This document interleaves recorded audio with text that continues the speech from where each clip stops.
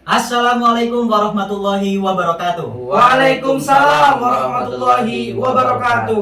Kembali lagi di podcast Pos Ronda, mengobrol yang diobrol, mengobrol yang diobrol. Pada kali ini kita akan mengobrol tentang sebuah hal yang sangat berkaitan dengan kehidupan kita, yaitu berkarya. Tentunya kita sudah menghadirkan satu orang spesial yang sangat luar biasa. Dan mungkin teman-teman di sini sudah banyak mengetahui. Ini saya perkenalkan atau kenalan sendiri aja ya? Lebih kenalan sendiri aja. Oh ya, sebelum itu saya kenalkan dulu ya kali ya. Ini adalah Ketua Komisariat PMI Unisma yang juga menulis sebuah buku berjudul Gerakan Buram Gubuk Tua. Bagi kami yang ada di sini, berkarya itu bukan hanya soal menulis dan buku, tetapi dalam berorganisasi tentunya kita juga dinamakan dengan berkarya. Betul sekali. Mungkin boleh kenalkan dulu lah, biar lebih enak ngobrolnya kan. Apa nama podcastnya nih? Pos Ronda. Oke, terima kasih sahabat Pos Ronda yang mudah menghadirkan saya gitu dalam ngobrol santai. Kalau ngobrol berat-berat gak mau saya kesini. Oke. Ya, nama saya Maksum Zuhdi. Tadi udah disebutkan bahwa Ketua Komisariat PMI Unisma yang udah mau lengser gitu. Itu aja sekilas tentang saya, sedikit saja, gak usah banyak-banyak. Ya Dan? Oke. Ya, jadi teman-teman semuanya, Mas Maksum ini adalah salah satu orang yang aktif di organisasi dan juga punya karya. Betul sekali. Jadi orang organisasi itu juga nggak melulu masalah tentang internal, masalah sosial, akan tapi bagaimana dirinya bisa bermanfaat untuk orang lain, yaitu melalui karya. Benar sekali, Lek. Betul sekali. Sebelum itu tadi malam kita sempat bincang-bincang kan di atas sepeda itu, kita kebingungan nih, kira-kira kalau berdua terus kan gak enak nih. Selanjutnya kayaknya kita harus mendatangkan orang-orang siapa saja. Kita sudah bikin list ya. Iya. Dan salah satu yang pertama adalah Mas Maksum ini. Kira-kira kenapa ini? Ini pertanyaan pertama dari saya. Santai aja pertanyaannya. Kira-kira kenapa sih, Kom? Orang-orang itu, manusia itu harus berkarya menurut sampean. Motivasi awal sampean berkarya itu kenapa? Kemudian kenapa kira-kira orang-orang itu memang harus berkarya gitu dalam hidup? Karena kalau kita mengutip salah satu quotes itu begini kan, berkaryalah maka hidupmu akan bersejarah kan gitu kan? Akan abadi gitu ya katanya ya. Iya, benar sekali. Gak tahu saya Dan, maksudnya gini, kalau saya perihal berkarya itu kan erat kaitannya dengan berorganisasi. Mungkin kalau bagi saya dulu itu kan kenapa saya harus berkarya. Ketika saya jadi ketua rayon itu kan ini yang saya, sampai kapan nama ketua rayon itu akan dikenang tanpa karya? 20 tahun, 30 tahun kan nggak mungkin. Betul. Bahkan saya ketika 2020 nggak paham ketua rayon angkatan 2005, angkatan 2010. Tapi mungkin dengan cara berkarya ini, ya asumsi saya dengan cara berkarya, selagi buku ini ada di rayon misalnya, saya kan bakalan tetap terkenang sampai kapanpun. Benar sekali. Sesuai dengan pepatah berarti ya, scripta manen verba volant. Iya, benar sekali. Betul. Itu kata Latin apa artinya? Kata Latin. Jadi yang terucap akan hilang, yang tertulis akan abadi. Benar sekali, mantap. Jadi persis seperti yang dikatakan oleh Kom Maksum ini, bahwasanya bahwa dia kalau hanya bergantung pada ketua rayon, nama ketua rayon, maka akan hilang sepenuhnya. Benar. Akan tapi di hal ini akan berbalik apabila yang diorientasikan adalah karya. Nah, jadi dengan karya maka Kom Maksum ini akan terkenang seterusnya di rayon, baik di komisariat. Wah, keren banget. Karena ini lagi saya selalu beranggapan gini, seluar biasa sosok leader, seluar biasa sebagus apa dalam konsep pemimpin, itu hanya terkenang pada saat itu ketika tidak melalui karya. Oke, kita punya gagasan baru, anggap satu periode ini kita membuat hal baru di luar konsep yang sebelumnya atau kepemimpinan yang sebelumnya. Tapi sampai kapan itu akan bertahan gitu tanpa karya? Dan waktu itu saya hanya berpikir bahwa karya itu melalui buku, karena yang saya bisa waktu itu dengan cara menulis saja gitu. Kan sebenarnya banyak, entah dengan cara, dulu saya sebenarnya bukan buku, dan rayon itu kan dulu itu kan nggak punya emas rayon. Betul. Atau lagu-lagu kebangsaan rayon lah bahasanya gitu, lagu kebangsaan. Kalau lagu itu dinyanyikan setiap saat gitu, betapa nama saya selalu diingat di benar situ gitu benar. sebenarnya. Cuma ternyata membuat sebuah lagu itu lebih rumit daripada menulis yang panjang gitu. Karena lagu itu Gitu meskipun hanya beberapa bait ternyata lebih sulit. Iya, soalnya kan Ada maknanya makna lebih di banyak dalam. makna.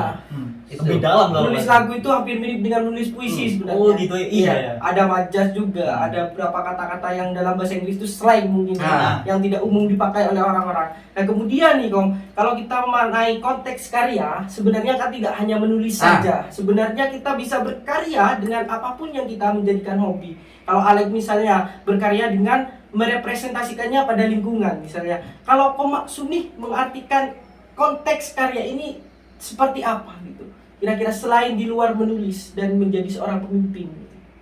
Saya justru belajar banyak karya itu dari Dani ini. Waduh. Iya, serius. Kisah Dari konsep menulis, dari produktifnya setiap hari, akademis organisasi sebenarnya dari ini serius saya sampaikan. Bahkan buku ini sebenarnya pengaruh besar juga dari Dani, ada Mas Ahmad, ada Deki, orang-orangnya yang lingkup situ sebenarnya. Banyak, karena kalau saya berkarya itu kan sebenarnya saya juga masih kebingungan karya apa yang ingin saya munculkan sampai dengan hari ini. Yang justru hari ini mungkin kita berpikir kalau semester tua kayak kita ini kan untuk lebih berpikir hobi apa yang bisa kita komersilkan.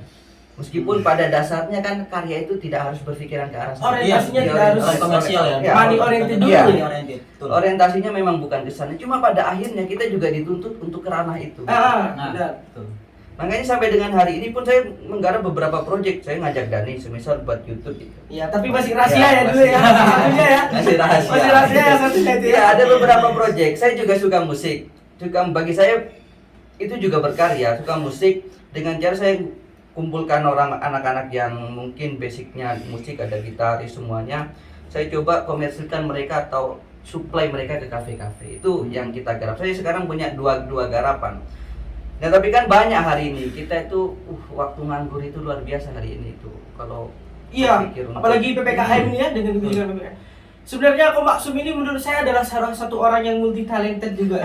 Karena selain menjadi pemimpin ya, menulis buku juga, menggarap musik juga editing video juga. Mantap sekali ya. Dan sekaligus ide dari YouTube saya yang satunya yang masih dirahasiakan itu. Jadi sangat multi talent. Oke. Kalau dari Alex sendiri nih apa yang kira-kira pengen ditanyakan? Jadi saya ingin tanya, dari sebuah karya yang ditulis melalui buku ini, tujuannya adalah apa? Kalau ini orientasinya lebih ke arah organisasi dulu. Jadi seperti ini. Awal mula saya menuliskan sebenarnya berangkat dari keresahan. Jadi di Alkindi itu, di rayon saya itu sudah kompleks, segalanya sudah ada. Cuma hal yang berkaitan dengan literasi yang masih minim. Makanya dulu ada Dani itu saya termasuk orang ketika jadi ketua rayon termasuk yang merasa hidup literasinya ketika ada Dani itu.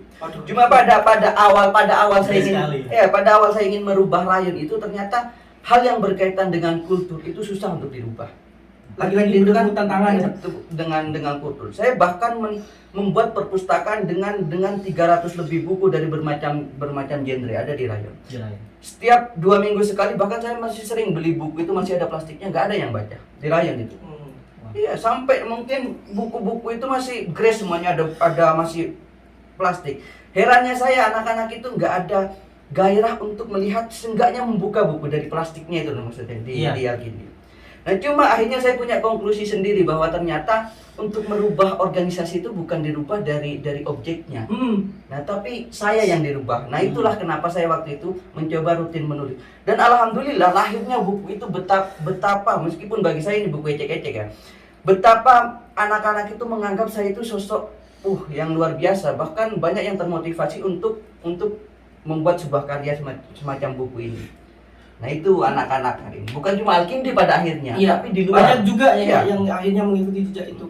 Pada intinya kata kuncinya adalah adaptasi sebenarnya. Bagaimana kita mampu mengadaptasi lingkungan dan kultur sehingga kita mampu pada akhirnya merubah orang-orang untuk sadar kemudian seperti itu. Menarik sekali. Jadi dia adalah salah satu tokoh ataupun seorang leader yang dapat menjadi figur untuk orang lain. Jadi melakukan sesuatu dimulai dari dirinya sendiri. Bukan menyuruh orang lain, bukan. Akan tapi dia bermulai pada dirinya sendiri dan berkarya. Sehingga dengan karya dia bisa dikenang, dapat menginspirasi oleh orang-orang lain. Sadar nggak sebenarnya sekarang betapa banyak, khususnya di organisasi saya gitu, betapa banyak senior itu mengharuskan kadernya membaca buku, mengharuskan kadernya berkarya tanpa sendirinya juga ikut terlibat dalam ranah itu gitu. Itu kan sebenarnya bagi saya, mereka berbicara ke PMIan oke lah, kalau berbicara tentang pengalaman mereka lebih dulu, tapi kita berbicara tentang karya, berbicara tentang mengharuskan mereka untuk baca bukan sebenarnya contoh dulu. Itu yang hari ini coba saya terapkan. Cuma lagi-lagi benturannya itu benturan dengan kultur ya. Kultur itu paling bisa untuk dijamah bagi saya. Kalau kaitannya untuk di masa pandemi ini kok, kira-kira solusi apa yang Pak Kom lakukan selama pandemi ini untuk terus berkarya, untuk terus konsisten? Karena mengingat juga dengan kebijakan PPKM ini apalagi ya, kita itu terasa sumpek juga ya kadangnya, karena tidak bisa terlalu banyak keluar, meskipun keluar di Kopian juga sudah ditutup gitu. Betul. Dan beberapa toko juga tutup gitu. Pada akhirnya kita ya mau tidak mau memang harus stay at home terus gitu, stay di rumah saja atau di tempat kontrakan saja gitu. Kira-kira apa yang dilakukan untuk terus meningkatkan gairah geliat berkarya itu selama pandemi ini? Sebelum ke saya, sebenarnya ini forum ini kan hasil dari kegabutan sebenarnya. Sama sebenarnya. Cuma mungkin bedanya ya, saya nggak tahu apakah saya ini benar-benar memiliki jiwa seni atau bukan. Cuma kalau berbicara kita itu punya jiwa atau orang seniman, anggap seniman gitu. Seniman itu kan orang yang susah diatur, orang yang bahasa Jawanya sakaro PDW. Benar. Sakaro PDW gitu. Saya merasa seperti itu soalnya. Justru pada saat kita banyak waktu luang itu malah banyak kan nggak ngapa-ngapain.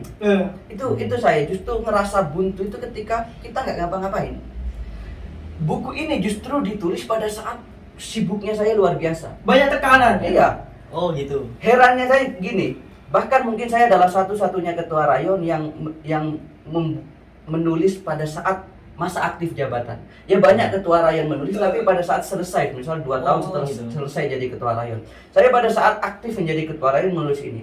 Berarti kan pada saat banyaknya agenda, kesibukannya tiap hari, justru saya melahirkan karya. Nah yang dipertanyakan sebenarnya kan hari ini, saking banyaknya waktu luang, kita kebingungan mau ngapain gitu. Heran. Dan itu ternyata erat kaitannya dengan seni, dengan orang seniman gitu. Orang seniman itu justru ketika sama dengan saya gini. Kalau saya mau nulis, kadang sebulan sekali saya nulis, kadang tiap hari saya nulis, kadang bahkan saya nggak baca buku sama sekali. 2 bulan sekali baru baca buku. Dan nggak mengharuskan saya tiap hari baca buku. Gitu. Ya mungkin ada sebagian dari kita itu kan memiliki jadwal tersendiri. Tapi kan kalau ada mood nulis ya kita nulis, kalau nggak mood ya kita nunggu mood berarti. Iya. Kadang pada saat keramaian gitu, ngopi anak-anak main game apa segala macam, justru ide itu lahir di situ sebenarnya. Aneh kan itu ya? Kadang aneh, saya juga bingung. Di kamar kan kita lebih banyak sebenarnya menyendiri dan lebih banyak waktu di depan laptop untuk menulis atau untuk berpikir. Tapi kita tidak melakukan justru itu. Nggak bisa. Buntu, iya. Nah, itu bingung. Termasuk tagline tadi mengobrol yang diobrol. Itu Dapat didapatnya di mana? Di kamar mandi. Itu sangat abstrak sekali sebenarnya. Ini saya sedikit cerita juga. Bahwasanya ide, saya kan salah satu orang yang mendirikan sebuah komunitas lingkungan di kampus saya. Nah, di situ nama daripada komunitas yang saya dirikan terinspirasi dari mana? Ide dapat dari mana? Dapat dari kamar mandi. Apa namanya? Environmental Green Society. Environmental Masyarakat lingkungan hijau. Kalau ini memang lagi fokus-fokusnya banget di lingkungan, termasuk dia kan sekarang udah mulai menghindar dari rokok, dari sampah-sampah plastik dan segala macamnya. Termasuk ketika beli-beli gitu, dia bawa kantong sendiri ya. Saya berarti saya ngerokok ini. Iya, nggak apa-apa. Kalau orang lain kan nggak apa-apa. Intinya apa yang dikatakan Pak Kom tadi itu kan memang kalau kita ingin menularkan budaya baik kepada orang lain harus dimulai dari diri sendiri kan. Itu yang dimulai oleh Alek, dimulai dari diri sendiri, membiasakan untuk tidak menggunakan wadah dari plastik. Saya coba ini nanggapin yang Alek ini. Sebenarnya keren. Saya bukan dulu. Iya. Mungkin 3 bulan yang lalu sebelum Lebaran itu saya pernah ngajak anak-anak untuk buat forum diskusi, tapi forum diskusinya kita itu lekat dengan lingkungan itu. Jadi gini sistemnya, kita bakalan diskusi, semisal diskusi di Merjosari. Motor kita taruh di komisariat. Selama di komisariat kita jalan kaki ke Merjosari dengan ada sampah kita pungutin. Oh, itu sebenarnya. Jalan antara komisariat ke Merjosari kan jauh. Oh iya. Saya dulu punya pikiran gitu. Jadi itu berangkat dari apa ya dulu saya itu mikir lingkungan itu. Apa karena waktu itu, apa karena corona atau apa gitu. Pokoknya saya pernah erat kaitan. Misal kita diskusi di alun-alun, berangkat dari kampus misal kita jalan kaki dengan mengutin sampah-sampah. Akhirnya kita saya punya pikiran gini. Oke, dialektika tetap jalan. Maksudnya kita juga perlu perhatian dengan lingkungan. Lingkungan. Itu bukan ke masyarakatnya, ke lingkungannya dulu waktu itu saya menjamahnya ke lingkungan. Serius. Saya itu sekitar sebelum lebaran saya punya ide itu. Bahkan saya udah ngajak ada namanya Toifur. Toifur itu anak Unitri. Saya kan dengan mohon maaf dengan hari ini memiliki jabatan lebih gampang untuk mengajak orang gitu. Benar. Dan itu saya manfaatkan ketika itu ada sahabat-sahabat di UIN, ada yang cuma saya mulai dari Unitri dulu. Kita pengen buat sebuah perkumpulan dialektika, hanya dialektika yang sehat, enteng-enteng. Yang Enteng-enteng waktu itu saya. Karena anak-anak itu sebenarnya ingin meluapkan gagasannya, hanya saja forumnya itu kadang ada banyak forum sarkas, forum yang lebih berat menurut mereka. Makanya saya menghadirkan forum-forum biasa saja seperti itu. Dengan kaitannya lingkungan itu. Konklusinya itu berarti yang ingin dicanangkan oleh Pak Kom ini kita berbicara soal bumi, karena kalau untuk berbicara langit biarlah tugas malaikat. Ya, begitu. Mantap. Oh iya, saya dari itu kan sebenarnya dari lagunya Michael Jackson Heal the World itu. Heal the World itu kan perihal bumi lingkungan gitu. Betapa sampah termasuk corona ini kan sebenarnya ada kaitannya dengan itu. Kalau kita tarik dari Isu segi lingkungan. Benar. Karena begini konsepnya, suatu lingkungan itu dapat menggambarkan ataupun dapat mencerminkan keadaan ataupun pola sosial di masyarakat yang berdasarkan lingkungannya itu. Apabila lingkungannya itu bersih, lingkungannya itu baik, maka masyarakatnya berarti disiplin. Berarti masyarakatnya baik, mau bertanggung jawab. Kayak gitu. Dan hari ini minim pemuda yang peduli lingkungan ya. Iya, benar. Jadi kembali lagi ke sastra. Oh iya. Tapi semua ini kan karena kaitannya tetap apa yang dicanangkan oleh Alek, apa yang dicanangkan oleh Pak Kom tadi itu termasuk yang kita obrolkan pada pertemuan ini, yaitu karya. Hal seperti itu, pencanangan seperti itu apa kalau bukan karya? Itu tetap dikatakan konteks karya. Karena karya memaknainya kita sebagai hal yang luas. Dan untuk berkarya itu dari apa yang disampaikan Pak Kom maksud bahwa kita memang harus beradaptasi dengan kultur yang ada di sekitar gitu. Kemudian dalam berkarya itu tujuan yang harus diutamakan bukan justru money oriented, tapi karya oriented gitu. Dampak orientednya terlebih dahulu. Mungkin itu satu kalimat pamungkas lah yang ingin disampaikan Pak Kom kepada teman-teman terkait berkarya ini seperti apa. Itu pun mantap. Satu kalimat pamungkas. Kalau bicara karya itu kan apa dari KBBI sama dengan PBSI paham misalnya. Karya itu sebenarnya kalau gampangnya menciptakan lah itu. Ya, menciptakan. Create. Ya, dengan kita misal buat podcast ini kan berkarya. Wah, mantap. Iya, masuk salah satu bentuk ini karya. Iya. Dengan buat YouTube. Cuma hari ini karena kita itu hari ini kan harus dekat dengan teknologi memang. Kenapa saya lebih sekarang gencar-gencarin memang di YouTube, yaitu tempat kita hari ini. Termasuk tadi malam saya melihat pidatonya Gus Abe itu yang menyatakan bahwa transformasi to digital. Jadi PNG itu bakalan mempunyai bank data secara nasional itu yang tadi malam baru saya lihat, menarik sekali sebenarnya. Dan mungkin salah satunya akan dimulai dari Universitas Malang ini ya. Udah lebih dulu Unisma itu. Udah lebih dulu bahkan. Ya. Jadi ya memang benar sih, dengan karya banyak suatu kejadian-kejadian yang banyak suatu gerakan-gerakan yang timbul ataupun yang berhasil digagaskan oleh orang-orang waktu pada zaman dulu itu melalui karya. Benar. Banyak sekali. Jadi saya sangat setuju sih dengan judul yang di sini. Karena yang pertama adalah gerakan buram gubuk tua ya. Gerakan buram gubuk tua. Jadi melalui sebuah karya maka akan ada suatu gerakan. ini sifatnya adalah organisasi kritikal atau gimana? Kritikal. Kritikal ya. Berarti Pak, dia mengkritik suatu organisasi, suatu sistem organisasi melalui sebuah karya. Ini sangat sangat menginspirasi buat kita semua supaya selebihnya nanti kita mengkritik ya jangan hanya kita bacot, jangan. Tapi melalui sebuah karya itu lebih dinamis, lebih bagus. Satu kalimat penutup terakhir dari saya mungkin, Boleh. ketika Tuhan abadi dengan ciptaannya, maka manusia akan abadi dengan karyanya. Kita akhiri ya, karena kayaknya ini udah berapa menit ini. Dari kami, Assalamualaikum warahmatullahi wabarakatuh. Waalaikumsalam warahmatullahi wabarakatuh. Selamat datang lagi di pertemuan podcast selanjutnya. Terima kasih.